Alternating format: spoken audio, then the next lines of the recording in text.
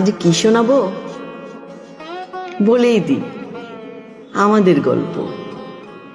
লিখেছেন অনন্যা শাওলি। সমুদ্রের কথা বলবো, আর তাই নীল টিপ, এক মুঠো নীল চুড়ি, আর কি চাই? শুনুন।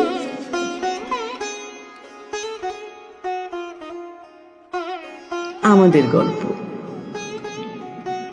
আমাদের কখনো একসাথে সমুদ্র দেখা হয়নি, দেখা হয়নি সূর্যোদয় কিংবা সূর্যাস্ত। আমাদের কখনো পাশাপাশি দাঁড়িয়ে রাতের কালচে পাহাড়ে টিমটিম করে জ্বলতে থাকা বাতিগুলোকে মেঘের ভেতরের তারা ভেবে বিস্মিত মুগ্ধ হওয়া হয়নি। আমাদের কোনো গল্প নেই,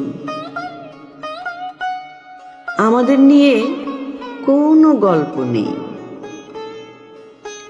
বন্ধুদের আড্ডায় আমাদের নাম জুড়ে দিয়ে উচ্চকিত শব্দে হেসে ওঠা নেই। তবুও মাঝে মাঝে মনে হয় কি যেন আছে,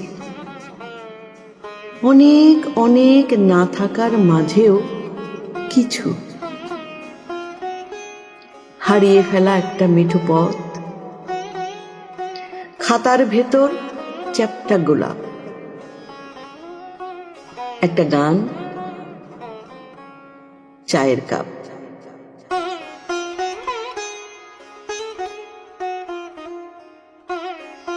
পত্র দিও বলে রিক্সা না পাওয়ার ভান করে ফিরে যাওয়া পথ,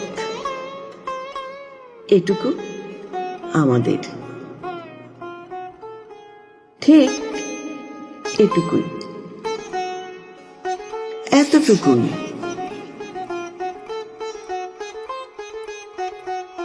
হারিয়ে যাবি মেঘের মতো, আসবি না?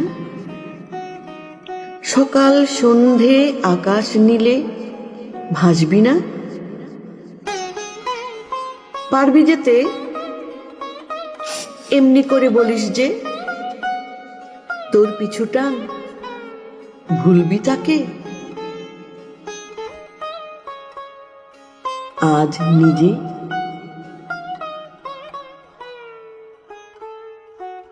পালিয়ে যাবি চুপটি করে, থাকবি না? সাত সকালে ঘুম ভাঙাতে ডাকবি না? পারবি যেতে? থাকতে একা পারবি তুই? বুকের মাঝে আকাশ জুড়ে তুই, শুধুই তুই। কাঁদছিস যে, এই না ভীষণ রাগ ছিল? ভুল করেছিস, সব কিছু তোর ভাব ছিল। থাকবি কাছে,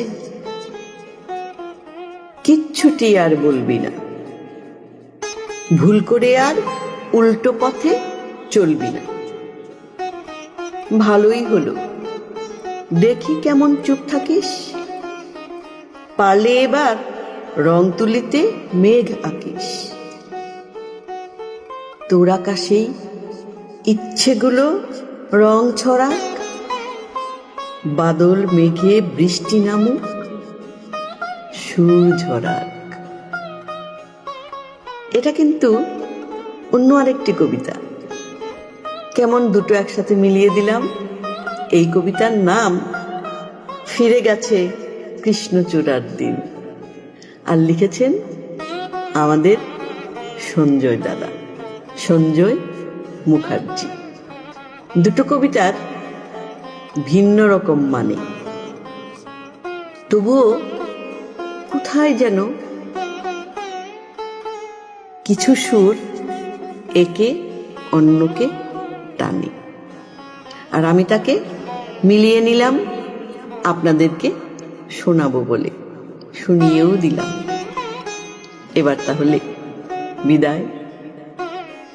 ধন্যবাদ।